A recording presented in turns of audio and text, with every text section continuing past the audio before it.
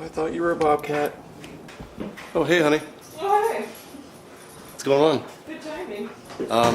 So there may or may not be something very strange in here right now. I honestly... Excuse me? I don't know what's going on. What are you doing? I don't know. I don't know what's going on. That's the thing I saw the other night. Take it out of our house! It's like a it just came in the door. You're allergic to cats! I know, but look at it. What is it? It's a house cat. It has a tag on it. Wait, it's going up to our room. What kind of cat is that? It's just a house Have cat. you ever seen a cat with those kind of stripes? Why do you think it's a bobcat? It looks like, look at the stripes on that thing. Okay, first of all, it could have fleas, and you just invited it into our house. It could have magical powers. Look at the daggum. Knowing the Rackleys, it's got a disease.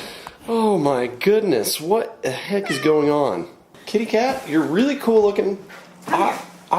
We need to get you back to your owner. No! It's gone feral, babe. I'm telling you, it was like running around the neighborhood. It was sitting under our bird feeder waiting for the doves to come in. I mean, it looks like a lynx or something. Look at the stripes. I've never seen such a thing. I'm allergic to you. Maybe I'm not, because you're mystical looking. You're not like a normal house cat. Honestly, it looks like the cat that I used to have growing up. No way. That thing looks like a jaguar or a leopard. Look at it. Are you not sneezing? No. No, I hear it. I hear it. You sound all congested. Nasally? I've been nasally. Welcome back to the channel, everybody. This is probably one of the weirdest intros I've ever had. I got out the camera to film this thing because I was like, whoa, that's that weird cat I saw the other night. And I was like, it's kind of small. It doesn't have a bobtail, but whoa, hey, that is my desk, Sir Indigo, whatever your name is. That's a cool cat. I'm not a cat person. I don't like cats, but that thing looks like it's ready to hunt. Have your cat, if you're missing a cat named Indigo, your cat's been wandering around our property and it kind of wandered into our house. That was the weirdest phone call I think I've ever made. We have your cat. We have your cat. It wandered into our house. I don't want to touch it when it's on the bed. Yeah. Grab it. I can't grab it. I'm allergic. It's gonna bite me. It looks fierce. Hey, can you get off? Excuse me. Look at those Stop. back stripes. Stop. Can you get off? I'm gonna move you. If it starts hissing at me, I'm gonna freak out. We're gonna get you back to your owner. off. Don't worry. Get off the bed, please. Off the bed. Okay, we're gonna go return the cat, and then we're gonna continue our vlog for the day. This is very strange. I'm not used to holding a cat. This is quite the thing here. Yeah, we don't need you around because we got chickens, we got doves. So see you later. When I came home the other night from getting the truck, I turned on my lights again, and that thing was sitting there, and it came by so fast, and it hid. I thought it was a bobcat because it just had the weird stripes, but I was like, it's kind of small, and I think it had a long tail. I don't know, what kind of cat is that? Anyway, there it was, sitting under the bird feeder, waiting for actually there was already doves down there, so I guess it wanted to eat them, you know, have a little fun.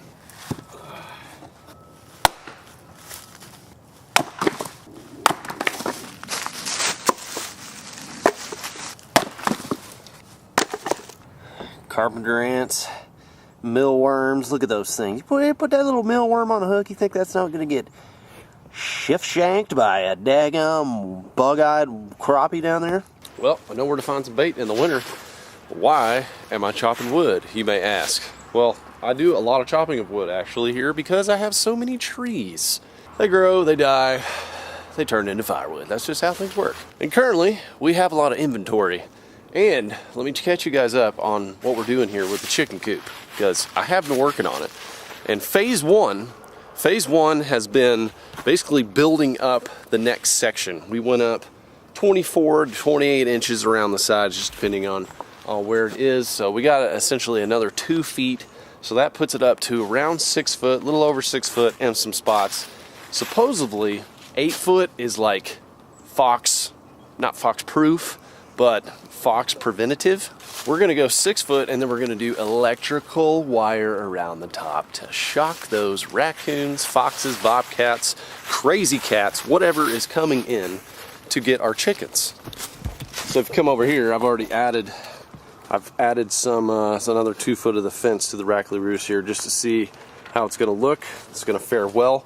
Problem is, this pine stands out tremendously, like with our house. Our house is like a dark cedar.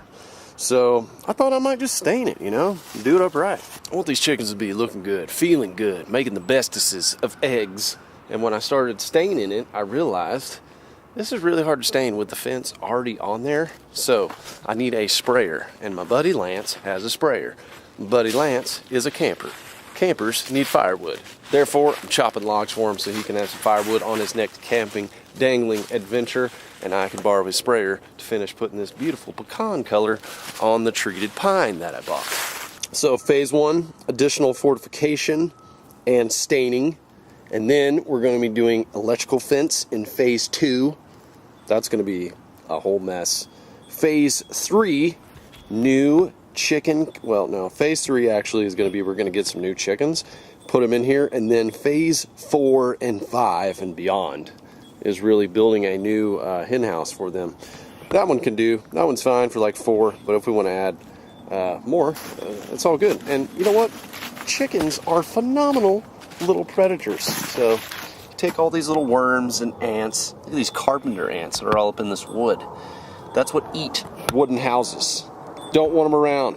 Run some chickens around, they'll scarf every one of those suckers. Our next mission is to go find some Christmas trees. It is almost trash day. People are going to be putting those Christmas trees out. And when free Christmas trees become available to the public, the crappie dangler in me says, I need them so I can go set up some piles. And really bass too. You know, little cypress trees, things like that have good small branches to them that little bait fish can get in. They make great brush piles, especially for crappie. And since now that we've got the crispy collector, we can take a bunch of trees out there and not have to worry about messing up the silver bullet. And the ranch that we've fished a few times, I've hunted at, it has a dedicated crappie pond with like no cover in it. So they asked if I would help them set up some brush piles out there, and 100% that's what we are going to do. So we're gonna mount up in the new Silverado while we don't have a camper on it, because we're gonna get a camper put on here very soon. That's blockage of roof space. So we'll throw some trees in here and get them ready for the pond. And also, I wanna show y'all something really cool that I got from my dad for Christmas. He found me a vise, an old vise, and not just any vise, it's a Wilton vise. I needed a vise for the old dangle cave here.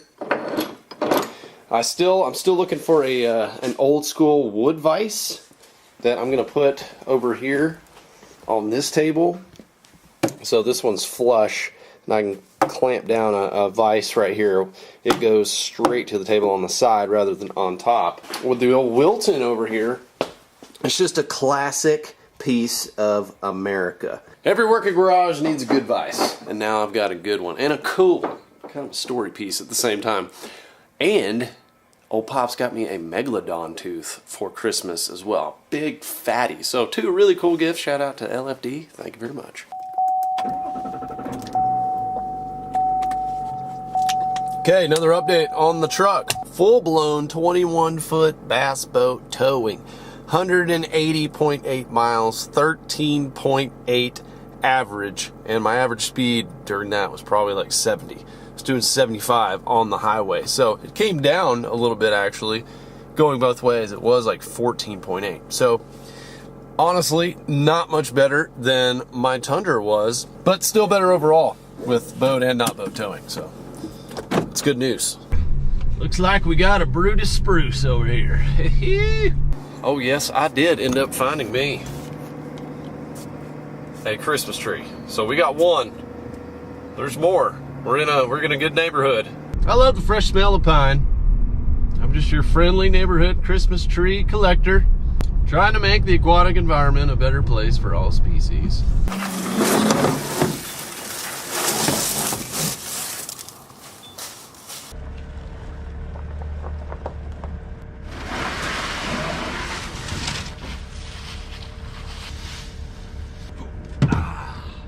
Two down. I needed to make a quick stop here at LFD's for a push pole. A push pole that I've had since like the first year I started guiding. So this thing is really old. And up here I see a leg of what I am looking for. And right there's a big old tasty striper. Come here. Come here. Oh, don't fall on me. Oh, shoot. I managed to only find half of my push pole, which, you know, doesn't do me a whole lot of good. It's half as good, but it's really bugging me. That's a special pole. You're in the dark. Let me enlighten you.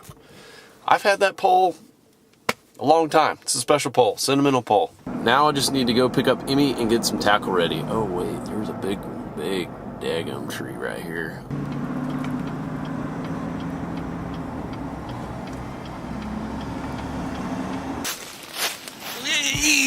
Oh man, everything is tougher with a little baby, especially little Emmy.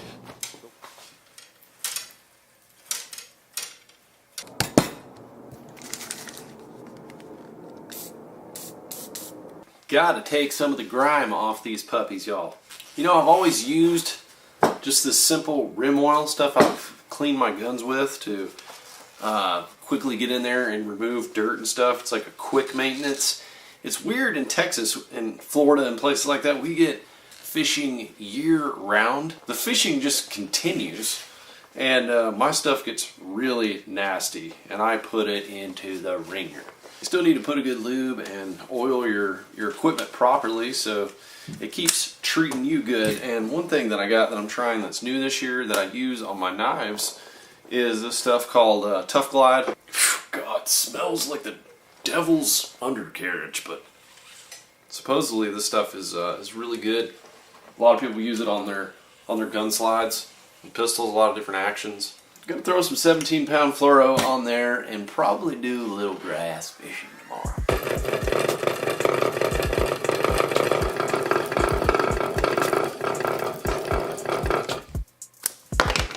Just go ahead and put some fresh line on your reel. It just makes everything feel nice. You can go out there and cast in the morning, no backlash.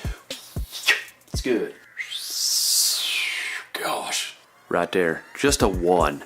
No halvesies, no 3 quotas. No 3/16, 5/16, all that gooky gaunt nonsense.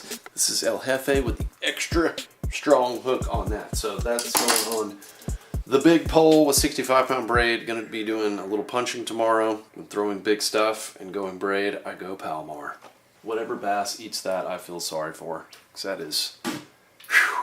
is mass inertia going into your face. Bam! Boom!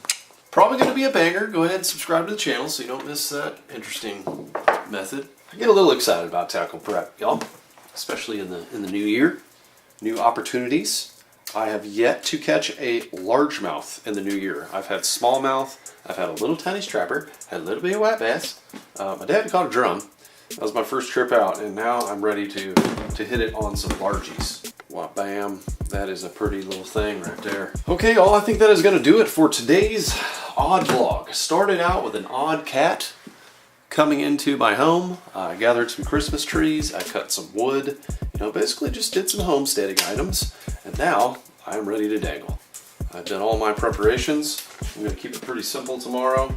Just give them the meat and taters and then yank on them. If you want to stay tuned for tomorrow's dangle, all you got to do is hit the subscribe button, and hopefully YouTube will send you a notification, but you never can be too sure these days. I'm going to get in my big cozy bed, dream of the big bass of tomorrow. God bless you. I'll see you soon.